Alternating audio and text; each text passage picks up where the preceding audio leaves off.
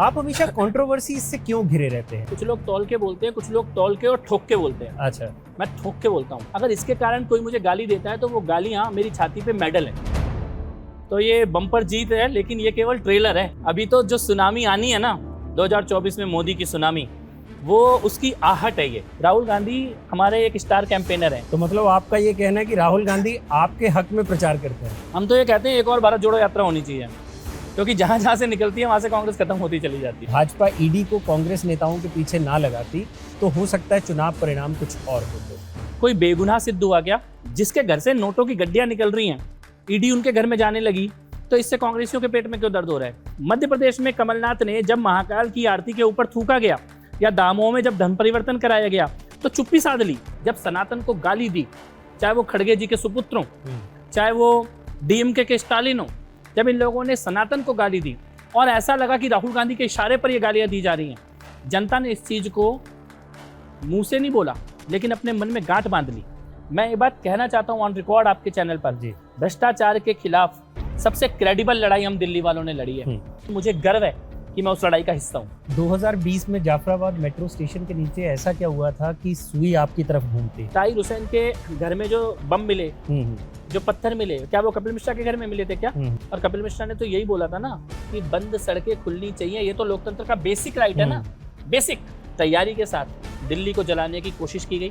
DCP Amit Sharma के ऊपर जो जानलेवा हमला हुआ, कांस्टेबल रतनलाल जी की जो सड़क पे हत्या की बुर्का पहनी हुई औरतों ने, दिलबर नेगी की जो हत्या हुई, 20 साल का लड़का अपने छत पे सो रहा था, अंकित शर्मा जी की जो हत्या हुई ताहिर हुसैन के घर में ले जाके और नाले में अगले दिन नाले से बॉडी निकल के आई, दिनेश खटीक की जो हत्या हुई, इसके बाद भी अगर कोई कपिल मिश्रा के ऊपर इल्जाम लगाए। मुस्लिम लड़के भी हैं जो मारे गए हैं। हाँ बिल्कुल मारे गए, बिल्कुल एक भी नाम आपने नहीं गिनाया। नहीं, बिल्कुल मारे गए। मैं तो नहीं कह रहा कि एक ही पक्ष मारे गए, लेकिन सड़क किसने बंद की?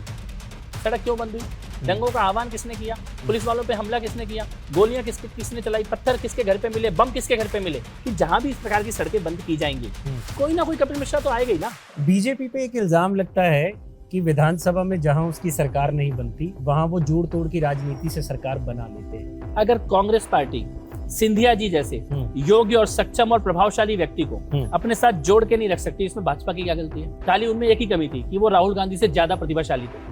कांग्रेस को हजम नहीं हो रहा था। हर पार्टी ने एक मापदंड बना लिया है कि मेरे नेता से मूर्ख लोग ही मेरी पार्टी में रहेंगे। सबसे बेस्ट मुख्यमंत्री आपको कौन से लगे? लॉ एंड ऑर्डर पे तोलोगे तो योगी जी से अच्छा आपको कोई मुख्यमंत्री नजर नहीं आएगा। घुसपैठियों की समस्या से डील करने की बात हो तो हिमंत बिस्व शर्मा आज एक आदर्श प्रस्तुत कर रहे हैं देश के सामने। राजनीति में एक फैक्टर चलता है टीमों, देयर इज मोदी ओनली, लेकिन after Modi who? Why you even want to think about that? This is an era. Okay, Modi ji का युग है। गिद्धों के मनाने से गायों को कोई फर्क नहीं पड़ता। तो बहुत से गिद्ध मना जरूर रहे हैं, लेकिन ये अभी युग लंबा चलेगा। पॉलिटिशियंस की एक बड़ी दिलचस्प बात होती है कि वो जो भी बोलते हैं बहुत तौल कर बोलते हैं, लेकिन हमारे साथ आज एक नेता ऐसे हैं जिनके जो मन में आता है वो बोलते हैं। अपने राजनीतिक विरोधियों के हर सवाल के जवाब में जिनके पास होता है एक मिसरा, हमारे साथ हैं कपिल मिश्रा। तो मिश्रा जी नमस्कार, हमें आपका समय देने के लिए। कपिल मिश्रा जी के बारे में आपको बता दूं, भाजपा के बड़े नेता हैं और दिल्ली भाजपा के वाइस प्रेसिडेंट भी हैं। तो सर, सबसे पहले तो आपसे एक मेरी नाराजगी ये है कि आप खाली हाथ आ गए हैं। हमने सोचा था मुबारकबाद देंगे, आप मिठाई खिलाएंगे, भाजपा ने इतना अच्छा प्रदर्शन किया है, लेकिन आप तो खाली हाथ आ गए। नहीं, हम खाली हाथ नहीं आए, हम 3 राज्यों की सत्ता के साथ आए हैं, लड्डुओं के साथ हैं। और जब आपने कह ही दिया है तो कुछ लड्डू इस कार्यक्रम के बाद अपन लोग साथ में भी बांटेंगे। चलिए, बहुत बढ़िया। भाजपा की ये जो बम्पर जीत हुई है 4 में से 3 राज्यों में, छत्तीसगढ़ के बारे में तो किसी ने सोचा भी नहीं था, इस जीत को आप कैसे देखते हैं? देखिए, सबसे पहली बात तो उन्होंने नहीं सोचा था जिनको जनता की नब्ज की पकड़ नहीं थी। जो लोग जमीन पर गए थे छत्तीसगढ़ में, मध्य प्रदेश में, राजस्थान में, उन्हें ये बात बड़ी स्पष्ट समझ में आ गई थी, और बाकी देश में भी, कि देश की जनता मोदी जी से डायरेक्ट कनेक्टेड है, एक सीधा जुड़ाव है, और जिस भाषा में मोदी जी संवाद कर रहे हैं वो जनता के मन को छू रही है, और उसी का परिणाम हमें इन चुनावों में दिखाई दे रहा है। तो ये बम्पर जीत है, लेकिन ये केवल ट्रेलर है, ये 2024 का ट्रेलर है। अभी तो जो सुनामी आनी है ना 2024 में, मोदी की सुनामी, वो उसकी आहट है ये। अच्छा। और जनता को समझ में आ गया है कि देश किसके हाथों में रहना चाहिए, और उस दिशा में ये जो प्रवाह है उसको अब हम लोग देख रहे हैं, अपना हम लोग गवाह हैं उसके। कौन से ऐसे फैक्टर रहे जिसकी वजह से आपको लगता है कि भाजपा को इतनी बड़ी बम्पर जीत मिली है? देखिए, सबसे बड़ा फैक्टर तो प्रधानमंत्री जी स्वयं है, मोदी जी। उनका संवाद, उनका खुद का जीवन, उनका जो कार्य है, वो जो डिलीवर कर रहे हैं, जो कह रहे हैं वो कर रहे हैं, उसको मेरे को लगता है भारत की जनता, भारत का मानस हमेशा से एक ऐसे नेतृत्व को देखना चाहता था जिसमें विश्वसनीयता हो, जो भारत की छवि को विश्व के पटल पर भी रखता हो। तो वो सारे जो आकांक्षाएं और सपने होते थे जनमानस के, उनको पूरा करने वाला एक व्यक्तित्व तो मिला हुआ है। तो जनता उनके साथ खड़ी है, उनके पीछे खड़ी है। तो सबसे बड़ा फैक्टर तो वो स्वयं है। फिर सरकार की डिलीवरी है, एक एक क्षेत्र में सरकार जो डिलीवर कर रही है वो है।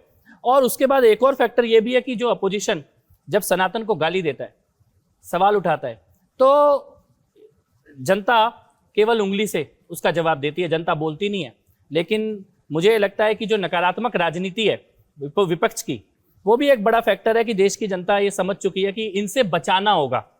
तो किससे बचाना है और कौन बचाएगा, दोनों ऑप्शन जनता के सामने है, इसीलिए ऐतिहासिक परिणाम दिखाई दे रहा है। लेकिन जब भी हम भाजपा नेताओं के बयान सुनते हैं, आपसे बात कर रहे हैं, तो सबसे बड़ा फैक्टर नरेंद्र मोदी को ही माना जाता है चुनाव में जीत को लेकर।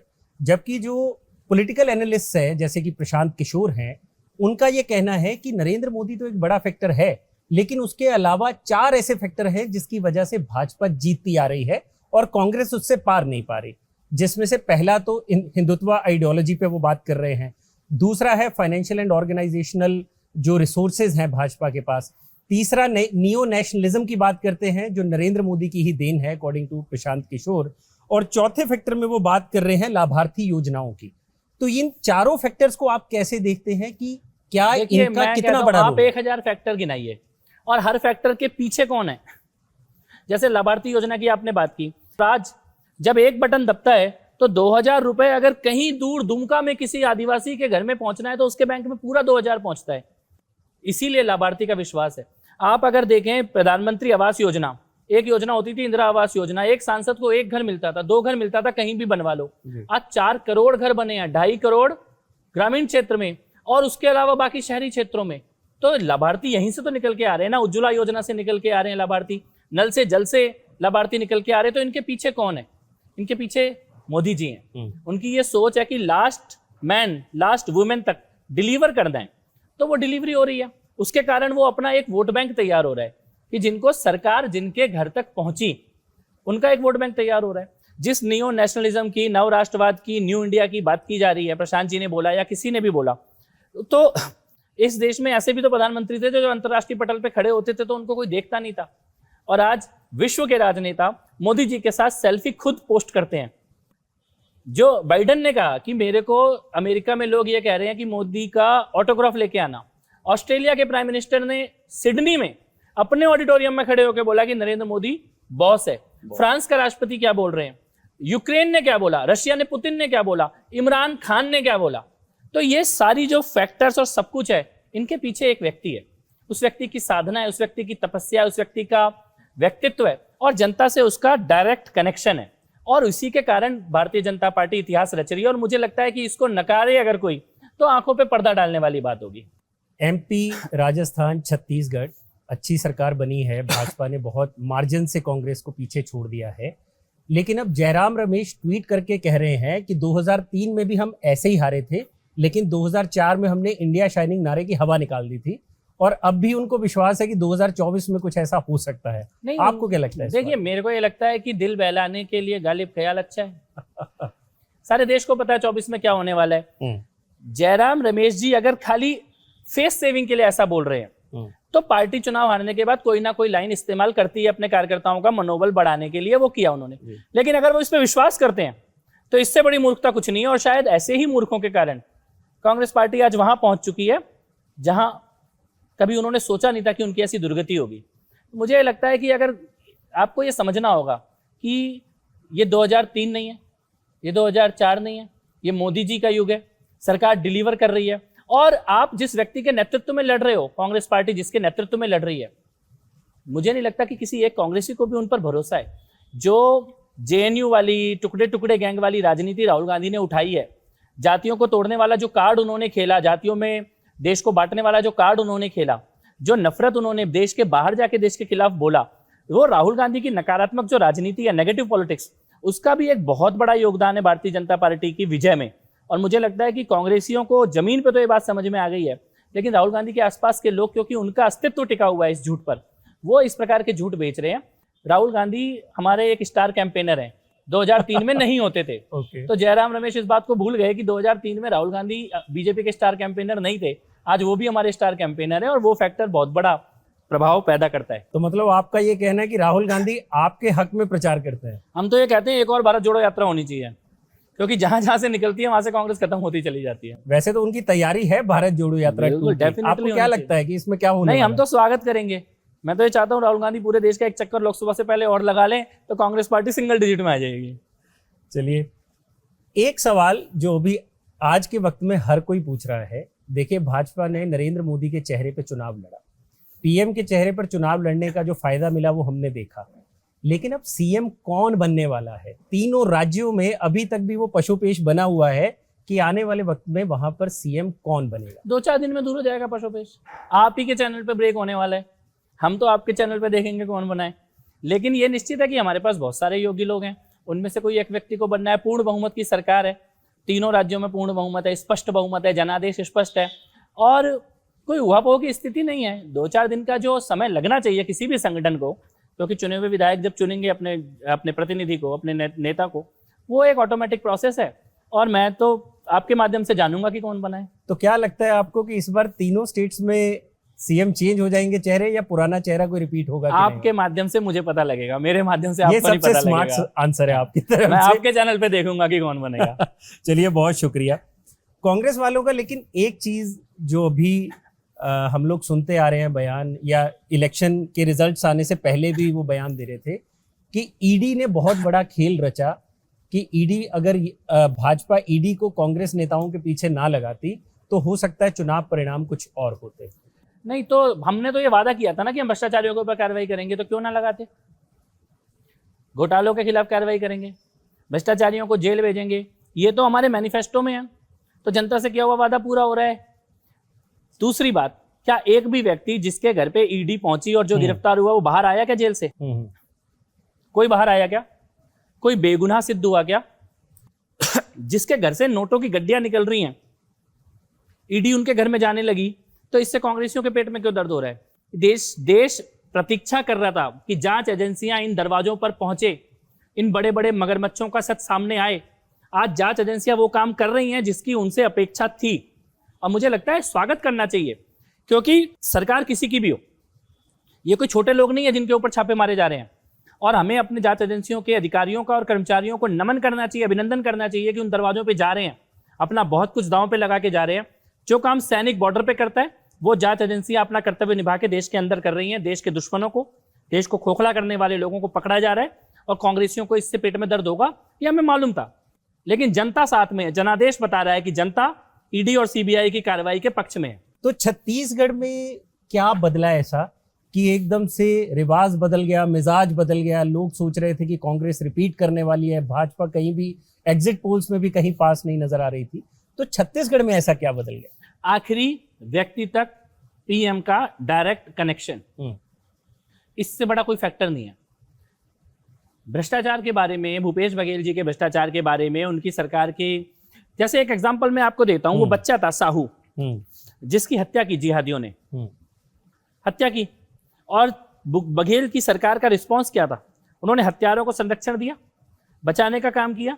जिन्होंने हत्या के विरोध में बोला उनका प्रताड़ना की, उनके ऊपर लाठीचार्ज किया। तो उनको क्या लगा कि जनता देख नहीं रही इस चीज को, जनता समझ नहीं रही इस चीज को।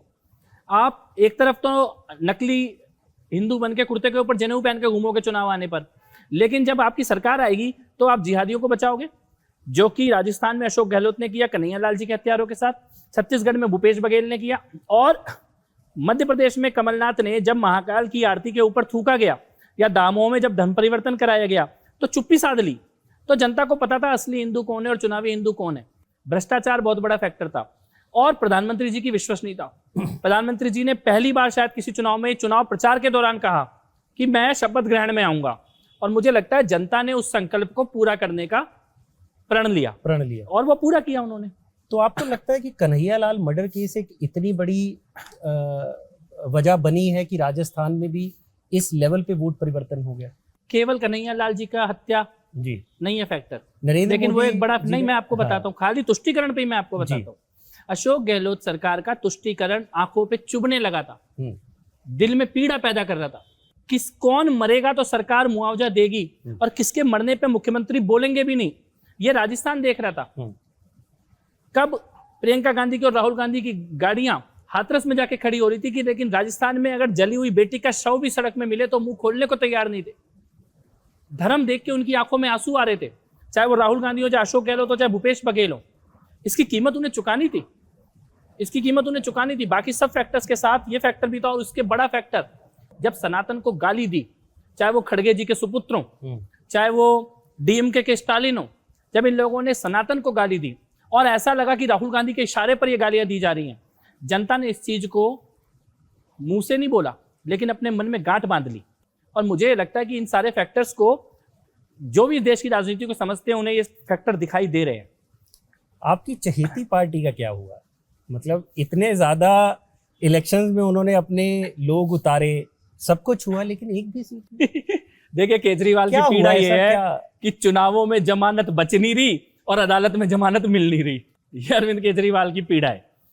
और मुझे लगता है कि उनका जो दोहरा स्वरूप था, बोलना कुछ और करना कुछ, उनका भ्रष्टाचार, उनका छल, उनका झूठ, अब ये देश के सामने आ गया। इसीलिए वो 205 सीटों पर लड़े और 205 की 205 सीटों पर जमानत जब्त हुई। उसमें से एक तो मैं पढ़ रहा था कि 12 लाख सब्सक्राइबर है, एक वो महिला है और उनको 2200 वोट पड़े हैं 2000 के। Subscribers don't vote, people vote, common citizens vote, and subscriber can subscribe you for entertainment, वो वोट में रिफ्लेक्ट नहीं होगा। लेकिन आपको लगता है कि ये जो बम्पर जीत भाजपा को मिली है और जिस तरह से हम जनादेश को देख रहे हैं कि बिल्कुल भाजपा की तरफ मुड़ता जा रहा है, क्या दिल्ली में इसका कुछ असर देखने को मिलेगा आने वाले चुनावों में कि नहीं? नहीं, आज से दिखने लगा है। मैं तो कहता हूँ आज करा लीजिए चुनाव। देश की अकेली पार्टी है जिसका विधायक भी जेल में है, मंत्री भी जेल में है और सांसद भी जेल में है। लेकिन वो तो इल्जाम लगाते हैं कि नरेंद्र मोदी जी ने उनको जेल पहुंचा दिया क्योंकि वो डरते हैं। तो सुप्रीम कोर्ट ने जमानत क्यों नहीं दी? मोदी जी ने जेल पहुंचा दिया तो कोर्ट ने जमानत क्यों नहीं दी? देश के सबसे बड़े वकील खड़े करे थे ना, मनीष के लिए भी, संजय सिंह के लिए भी, सत्येंद्र जैन के लिए भी। किसके लिए इन्होंने वकील नहीं खड़े किए? देश के सबसे बड़े वकील दिल्ली की जनता के पैसों से खड़े किए गए। क्या जमानत मिल गई? कोर्ट की टिप। मैं तो कहता हूं केवल कोर्ट के कहे पे सवाल जवाब करें ना। लेकिन एमसीडी में फिर जनता ने क्यों इनको इतना, अगर आप एमसीडी के चुनावों की तुलना विधानसभा के परिणामों से करें तो आम आदमी पार्टी अपनी आधी परफॉर्मेंस भी रिपीट नहीं कर पाई है। 2020 के विधानसभा के परिणामों में आम आदमी पार्टी के वोट शेयर और एमसीडी के वोट शेयर को देख ले, ड्रास्टिकली। और आज बीजेपी और आम आदमी पार्टी के बीच लगभग 3.5% का गैप रह गया है, डायरेक्ट फाइट में है। 10 या 12 सीटों के फर्क से केवल उनकी सरकार है। तो आप इस चीज को ये देखें कि वो कहां पर थे और कहां पर आ गए हैं। पहले दिल्ली सरकार कहती थी कि पंजाब से पोल्यूशन आता है, पराली जलती है। अब स्टैंड चेंज हो गया, कह रहे हैं हरियाणा से पोल्यूशन आ रहा है और यूपी से आ रहा है। ये चक्कर क्या है? जो स्मोक टावर आप दिखा रहे थे वो नहीं चल रहे, इसका मतलब आप झूठ बोल रहे थे। सुप्रीम कोर्ट में आपने जो एफिडेविट दिया था 17 पॉइंट का, जिसमें कि डस्ट फ्री सड़कें बनाने की बात थी, स्मोक टावर लगाने की बात थी, आर्टिफिशियल रेन की बात थी, एक भी सुप्रीम कोर्ट को दिए हुए एफिडेविट का एक भी पॉइंट पूरा नहीं किया गया। कि दिल्ली का पोल्यूशन एक ऐसी प्रॉब्लम है, बहुत ही संजीदगी के साथ और गंभीरता के साथ इससे लड़ना होगा। और सर्दी में दिखता है लेकिन गर्मी में भी होता है। ऐसा नहीं है कि गर्मी में दिल्ली कोई क्लीन एयर है, दिल्ली में 3 या 4 दिन की क्लीन एयर है पूरे साल में। और इसके असली फैक्टर्स पे जाना होगा।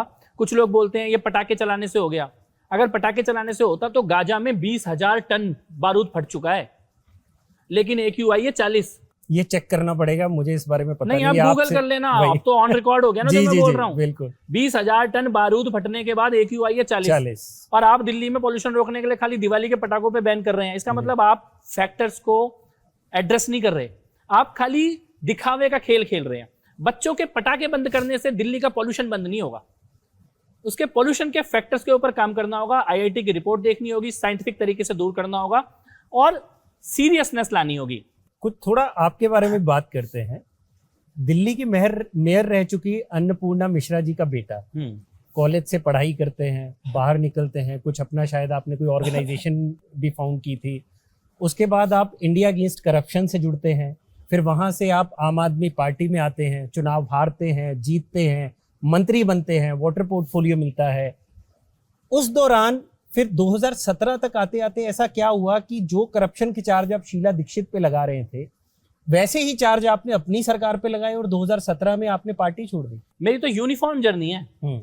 जर्नी के बारे में बताइए, कैसे शुरू हुआ? मैं और बताता हूँ, आई एम कैसे एन पहुंचे? एक्टिविस्ट। जी। मैं जब कॉलेज में था, हम लोगों ने डीयू में स्टूडेंट्स को राइट टू इंफॉर्मेशन में उनकी आंसर शीट मिले इसके लिए काम किया जी। और जीते। डीयू में ये अधिकार मिला बच्चों को। आज अगर बच्चा आरटीआई डालता है, उसकी आंसर शीट वापस मिलती है, कितने आंसर में कौन से नंबर में कितने मार्क्स मिले जी। हमने उसका आंदोलन लड़ा। उसके बाद जेसिका लाल मर्डर केस में जब जज ने ये फैसला दिया कि नो वन किल्ड जेसिका, हमने उसका प्रोटेस्ट सड़कों में ऑर्गेनाइज किया। जिस ऑर्गेनाइजेशन की आप बात कर रहे हो, यूथ फॉर जस्टिस, हमने तब बनाई और रीओपन हुआ वो केस। देश के इतिहास में पहला केस है जो पब्लिक प्रोटेस्ट के बाद रीओपन हुआ, जेसिका लाल मर्डर ट्रायल। इसके बाद जब दिल्ली में कॉमनवेल्थ गेम्स हो रहे थे, Commonwealth games village Yamuna river bed पे बन रहा था, उसके अगेंस्ट मैंने कैंपेन चलाया और एक बुकलेट लिखी, इट्स कॉमन वर्सेस वेल्थ। फिर इंडिया अगेंस्ट करप्शन, उसका फाउंडर मेंबर हूं मैं, रहा हूं उसका फाउंडर मेंबर। तो ये सारी जर्नी किस चीज की थी? ये सारी जर्नी थी भ्रष्टाचार के खिलाफ लड़ाई लड़ने की। अरविंद केजरीवाल ने जो किताब लिखी स्वराज, उसमें उन्होंने जो मॉडल लिखा जनता से पूछ के काम करने का, उसमें केजरीवाल ने खुद लिखा कि ये मॉडल केवल एक ही जगह लागू होता है, अन्नपूर्णा मिश्रा जी की कॉन्स्टिट्यूएंसी में, जो कि मेरी मदर है जी। तब तक आम आदमी पार्टी नहीं थी, तब तक इंडिया अगेंस्ट करप्शन नहीं था, वहां पर तब जनता से पूछ के काम होता था। उसी को रोल मॉडल बना के किताब लिखी। तो एक स्वाभाविक जर्नी थी। तो इसीलिए मैं नहीं बदला, बदले वो जो बदलाव का वादा करके आए थे। मैं ये बात कहना चाहता हूं ऑन रिकॉर्ड आपके चैनल पर, भ्रष्टाचार के खिलाफ सबसे क्रेडिबल लड़ाई हम दिल्ली वालों ने लड़ी है। हम राजनीति में लोगों ने भ्रष्टाचार के आरोप बहुत लगाए होंगे, एक दूसरे पे आरोप लगाए, प्रत्यारोप लगाए, किसी पे केस भी किया, लेकिन जिन जिन लोगों पर भ्रष्टाचार के आरोप लगाए उन पे केस किया, उसका फॉलो अप किया और वो लोग जेल में हैं। भारत की राजनीति में भ्रष्टाचार के खिलाफ इस प्रकार की लड़ाई बहुत कम देखने को मिलती है और मुझे गर्व है कि मैं उस लड़ाई का हिस्सा हूं। सीएए को लेकर आपका क्या स्टैंड है वो तो क्लियर है। अभी अमित शाह जी ने एक रैली के दौरान भी कह दिया कि सीएए को लागू होने से कोई नहीं रोक सकता। सीएए को लेकर क्या लगता है आपको कि कब तक ये होगा, या सिर्फ ये भी एक चुनावी जुमला ही है? नहीं, ये तो संसद से पास कानून है ना जी। चुनावी जुमला कैसे हो सकता है? चुनावों में तो हमने कहा भी नहीं था जी। चुनावों में सीएए के लिए कोई घोषणा नहीं की गई थी। मेरा ये कहना है कि 2024 जीतने के बाद सीएए आया था। चुनाव जीतने से पहले नहीं आया था जी। प्रचंड बहुमत से जीतने के बाद सीएए आया। तो मुझे लगता है इस चश्मे से तो देखना ही नहीं चाहिए, क्योंकि चुनावों में सीएए के नाम पर वोट नहीं मांगा गया था। चुनाव जीते, प्रचंड बहुमत से जीते, उसके बाद सीएए आया, उसके बाद कोरोना का एक लंबा काल आया, उसके बाद अब देश में एक स्थिरता का दौर है जिसमें सरकारें अपनी नीतियों को लागू कर रही हैं और गृह मंत्री जी ने इसकी घोषणा की है। तो मुझे लगता है कि इसको चुनावी नजरिए से देखना भी नहीं चाहिए। लेकिन पिछले इतने टाइम में जो सीएए आया, फिर सीएए विरोधी आंदोलन हुआ, फिर दिल्ली के दंगे हुए, आज उन दंगों के अपराधी अंदर हैं और उनका आईएसआईएस से कनेक्शन भी प्रूव हो गया। कोर्ट में 3 लोग दिल्ली में ही पकड़े गए जो सीएए आंदोलन की नींव रखने वाले लोग थे और आज आईएसआईएस के जुड़े हुए लोग हैं। और तो आज उसका पूरे विरोध में जो लोग थे उनकी पोल खुल चुकी है, उनका एजेंडा खुल चुका है और उनको खाली देश में आग लगानी थी। अदरवाइज सीएए का भारत में रहने वाले किसी नागरिक से तो कोई लेना देना ही नहीं है। भारत में किसी को सीएए से प्रॉब्लम क्यों होनी चाहिए? क्या भारत के किसी भी नागरिक का सीएए से कोई भी लेना देना है? उसके बावजूद आपने तमाशा किया। तो मुझे लगता है कि अब विरोधियों की पोल भी खुल चुकी है, सच भी सामने आ चुका है और बिल्कुल सही टाइम है। और गृह मंत्री जी ने सरकार की जो नीयत है वो कोलकाता में स्पष्ट कर दी है। आपने दिल्ली दंगों की बात की। 2020 में जाफराबाद मेट्रो स्टेशन के नीचे ऐसा क्या हुआ था कि सुई आपकी तरफ घूमती है? कहाँ घूमती है? और हर कोई आपके विरोधी नहीं, दंगाई आपके विरोधी आप पे इल्जाम लगाते हैं, मेरे विरोधी कि कपिल मिश्रा जी की वजह से ये लगाने वाले इल्जाम लगाते हैं। अब हुआ क्या था उस दिन एग्जैक्टली? अगर थोड़ा बहुत अगर आप आज तो चार्जशीट है ना जी जी, आज तो चार्जशीट हो चुकी है, कन्विक्शन हो चुके हैं। हम अब दंगों के 3 साल बाद बात कर रहे हैं जी। बिल्कुल। ताहिर हुसैन के घर में जो बम मिले, जो पत्थर मिले, क्या वो कपिल मिश्रा के घर में मिले थे क्या? जिन लोगों ने अपने घर में हथियार इकट्ठे करे थे वो कौन लोग थे? जिन्होंने सड़कें बंद करी थी वो कौन लोग थे? और कपिल मिश्रा ने तो यही बोला था ना कि बंद सड़कें खुलनी चाहिए। ये तो लोकतंत्र का बेसिक राइट है ना। बेसिक किसी भी फंक्शनल डेमोक्रेसी का सबसे प्राइमरी राइट है कि सड़कें खुली होनी चाहिए। मेरे बच्चों को स्कूल जाना है तो स्कूल जा सके, बीमारों को अस्पताल जाना है तो अस्पताल जा सके। इससे बड़ा कोई अधिकार नहीं हो सकता, इससे बेसिक कोई अधिकार नहीं हो सकता। और तैयारी के साथ दिल्ली को जलाने की कोशिश की गई। दिसंबर में शुरू हुए दंगे, फरवरी में दंगे शुरू नहीं हुए, फरवरी में दंगे खत्म हुए। अच्छा। शुरू दिसंबर में हुए थे। दिसंबर 2019 में जब जामिया मिलिया इस्लामिया में बसों को आग लगाई गई थी, उसके अगले दिन सीलमपुर में हमारे आईपीएस ऑफिसर को बांग्लादेशी घुसपैठियों की भीड़ ने मारा था। सीमापुरी में हमला हुआ था। सीलमपुर में स्कूल की बस जलाई गई थी। ये सब दिसंबर 2019 में हुआ। तब तक तो कोई कपिल मिश्रा जाफराबाद नहीं गया था ना। फरवरी 14, 13, 15 चांदबाग में जो मीटिंग हुई, अब तो ये सब मैं वो बोल रहा हूँ जो कोर्ट में डॉक्यूमेंटेड है, जी जी, जिसमें योगेंद्र यादव उपस्थित थे, जिसमें पुलिस वालों के ऊपर हमला करने की बात की गई, डीसीपी अमित शर्मा के ऊपर जो जानलेवा हमला हुआ, कांस्टेबल रतनलाल जी की जो सड़क पे हत्या की बुर्का पहनी हुई औरतों ने, दिलबर नेगी की जो हत्या हुई, 20 साल का लड़का अपने छत पे सो रहा था, मैं उसके परिवार से मिल के आया हूँ, उसकी बहनों के साथ राखी मना के आया हूँ मैं।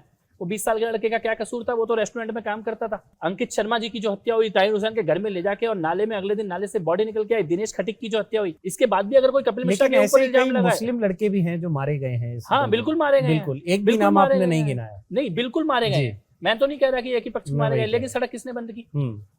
सड़क क्यों बंद हुई? दंगों का आह्वान किसने किया? पुलिस वालों पे हमला किसने किया? गोलियां किसने चलाई? पत्थर किसके घर पे मिले? बम किसके घर पे मिले? क्या ये सब डॉक्यूमेंटेड नहीं है? क्या ये सब ऑन रिकॉर्ड नहीं है? ताहिर हुसैन के बयान, ताहिर हुसैन ने तो कोर्ट में दिया ना कि हम इस इलाके से पलायन कराना चाहते थे हिंदू जनसंख्या का, इसके लिए ये सब किया गया। ये सब तो अब ऑन रिकॉर्ड है। मुझे लगता है 3 साल बाद अगर कोई कपिल मिश्रा के ऊपर उंगली उठाए तो इसका मतलब उसकी नीयत पे खोट है, इसका मतलब वो जानते बूझते सच देखना नहीं चाहता और दिखाना नहीं चाहता।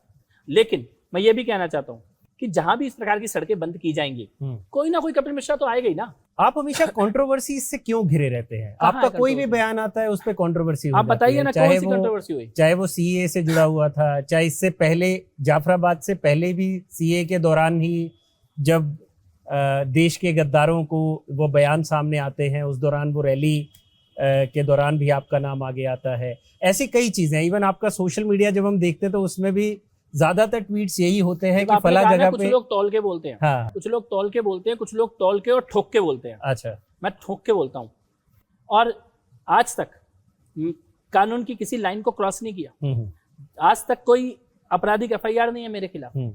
आज तक कहीं पर भी जिन लोगों ने मेरे ऊपर इल्जाम लगाए वो एक चीज भी साबित नहीं कर पाए। लेकिन मेरे लोगों की सड़कें बंद हो और मैं अपने घर में बैठा रहूं, ये तो मुझसे नहीं होने वाला, ये कभी नहीं होने वाला। अगर इसके कारण कोई मुझे गाली देता है तो वो गालियां मेरी छाती पे मेडल है और मैं मेडल की तरह स्वीकार करता हूँ। तो आपको लगता है आने वाले वक्त में कपिल मिश्रा दिल्ली में ही रहने वाले हैं या सेंटर की राजनीति में जाने वाले? मेरा घर है दिल्ली। हाँ, मेरा घर दिल्ली है, तो आपको दिल्ली में ही रहना है? मैं दिल्ली में रहता ही हूँ, मैं दिल्ली में पैदा हुआ हूँ, मैं दिल्ली की राजनीति की बात कर रहा हूँ।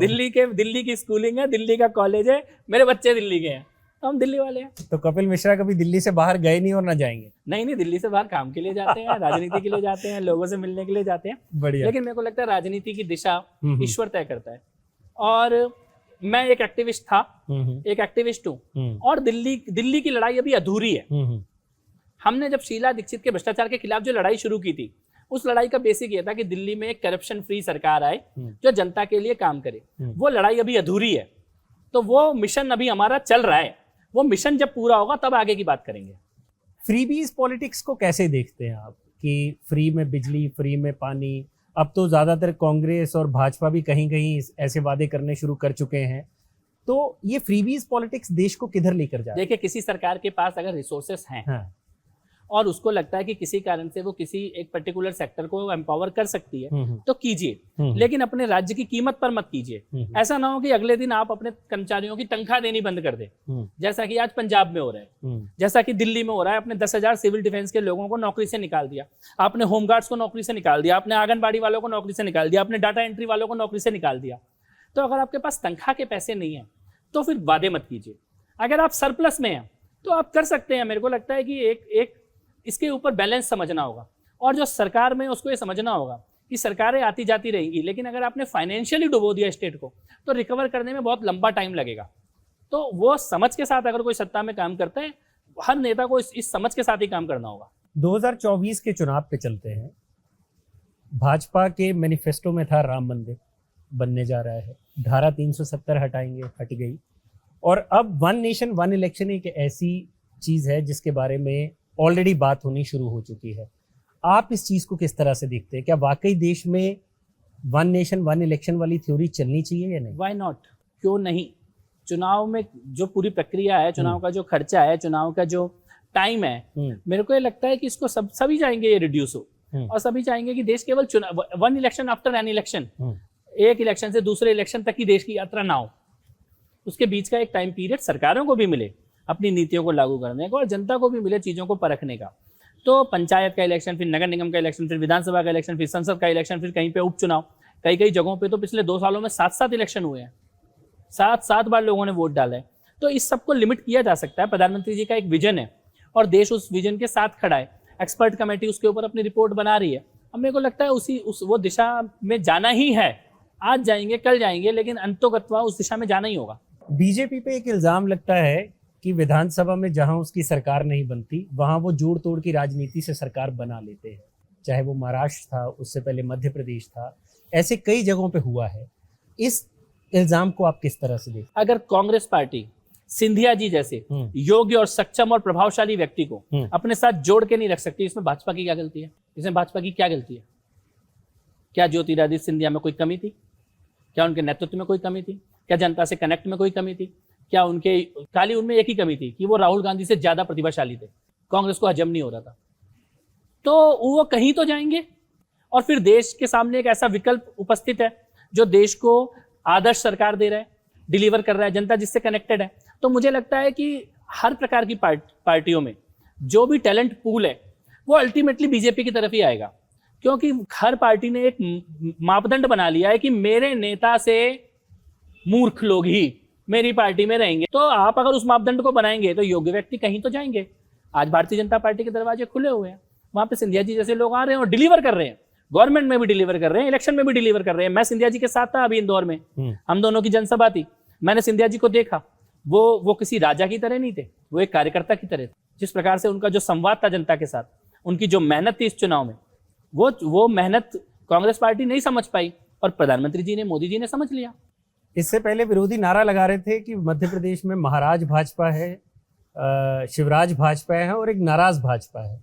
तो ये पूरा अब तो रिजल्ट देख लिया हमने। मध्य प्रदेश में आज केवल भाजपा है और जिन्हें भी नाराज, महाराज और शिवराज ये सब नजर आ रहे थे, आज वो कहाँ हैं? क्योंकि वो शायद दूसरे की कमियों के ऊपर अपनी सत्ता पाने का सपना देख रहे थे। उनके पास अपना कुछ देने के लिए नहीं था जनता को, उनके पास नेतृत्व नहीं था, उनके पास नीयत नहीं थी। और सबसे बड़ी बात है कि वो राहुल गांधी का चेहरा लेके आगे आए थे, जो कि जनता नकार चुकी है, बार बार नकार चुकी है।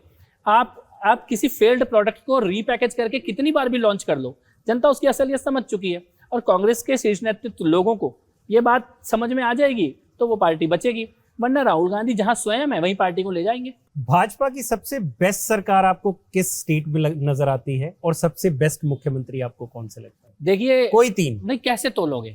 किस तराजू पे तोलोगे? लॉ एंड ऑर्डर पे तोलोगे तो योगी जी से अच्छा आपको कोई मुख्यमंत्री नजर नहीं आएगा जी। विकास पे तोलोगे तो गुजरात का एक ट्रैक रिकॉर्ड है, हर इंडिकेटर में अव्वल है। बहनों और बेटियों से जुड़ाव के बारे में अगर आप देखोगे तो शिवराज सिंह चौहान का वो चुनाव परिणामों में परिलक्षित हुआ है। बहनों का और मामा का क्या कनेक्शन है। घुसपैठियों की समस्या से डील करने की बात हो तो हिमंत बिस्व शर्मा आज एक आदर्श प्रस्तुत कर रहे हैं देश के सामने। तो मेरे को लगता है कि भारतीय जनता पार्टी के पास अब एक नेतृत्व के बहुत सारे विकल्प हैं राज्यों में और वो विकल्प डिलीवर कर रहे हैं और उन्हीं को देखकर बाकी राज्यों में भी लोग ये सपना पाल रहे हैं कि हमारे यहाँ भी इस प्रकार की सरकार हो, इस प्रकार के मुख्यमंत्री हो, और वो चुनावों में दिखाई दे रहा है। राजनीति में एक फैक्टर चलता है टीमो, देयर इज मोदी ओनली। टीमो फैक्टर तब तक है जब तक मोदी जी प्रधानमंत्री हैं, लेकिन after Modi who? Why you even want to think about that? This is an era. Okay, Modi ji का युग है। मोदी जी डिलीवर कर रहे हैं। भारत को पहली बार अपनी आकांक्षाओं को पूर्ण करने वाला एक नेतृत्व मिला है। देश उनके पीछे खड़ा है और मुझे लगता है कि अभी अब कोई जो लोग के गायों के गिद्धों के मनाने से गायों को कोई फर्क नहीं पड़ता। तो बहुत से गिद्ध मना जरूर रहे हैं, लेकिन ये अभी युग लंबा चलेगा। और मुझे लगता है कि जिन्होंने भी कोई सपने पाले होंगे ना, सपने दुस्सपने जो भी पाले होंगे, उनको अभी बहुत लंबे समय तक कष्ट में रहना है, क्योंकि मोदी जी का best is yet to come.